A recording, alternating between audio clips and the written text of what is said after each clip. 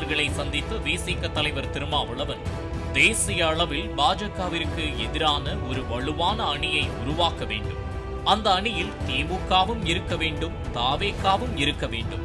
கொள்கை எதிரிகள் ஒன்றிணைய வேண்டும் என்று விசித்திரமான விருப்பத்தை தெரிவித்திருந்தார். எங்க கட்சியிலிருந்து ஒருத்தர் திமுகவில் சேர்த்துட்டாங்கிறதுக்காக நாங்கள் திமுகவுக்கு எதிராக பேசல.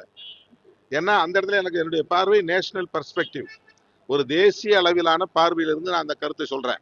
ஏன் தனிப்பட்ட முறையை என்னுடைய பாதிப்பை நாங்கள் மனசில் வச்சுக்கல. தமிழ்நாட்டை மட்டும் நான் மனசில் வச்சுட்டு பேசல, விடுதலை சிறுத்தைகள் மட்டும் மனசில் வச்சுட்டு பேசல. இந்த இடத்துல தாவேகாவுக்கும் திமுகவுக்கும் எதிரும் புதிருமான நிலை இருந்தாலும் கூட தேசிய அளவில் பாரதிய ஜனதாவை எதிர்ப்பதற்கு, மதவாத அரசியலை எதிர்ப்பதற்கு, அவர்களின் சதி அரசியலை முறியடிப்பதற்கு உள்ளபடியே கொள்கை எதிரி என்று சொல்லக்கூடிய தாவேகவும் அதில் இருக்கணும், பிஜேபியை தொடர்ந்து எதிர்ப்போங்கிற திமுகவும் அதில் இருக்கணும். இது என்னுடைய கருத்து. இதை நான் சொன்னா திருமாவளவனுக்கு என்ன ஆச்சுன்னு கேட்பாங்க.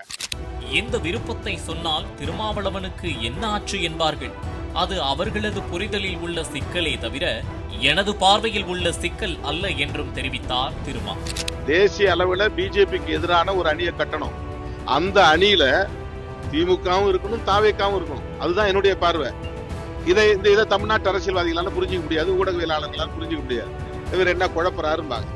அது அவங்க புரிதலில் உள்ள சிக்கலே தவிர என்னுடைய பார்வையில் உள்ள சிக்கல் இல்லை.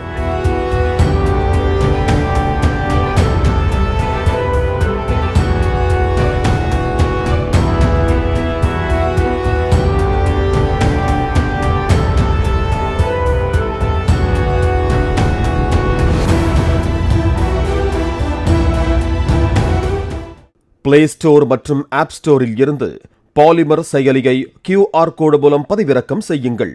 செய்திகளை உடனுக்குடன் பெறுங்கள்.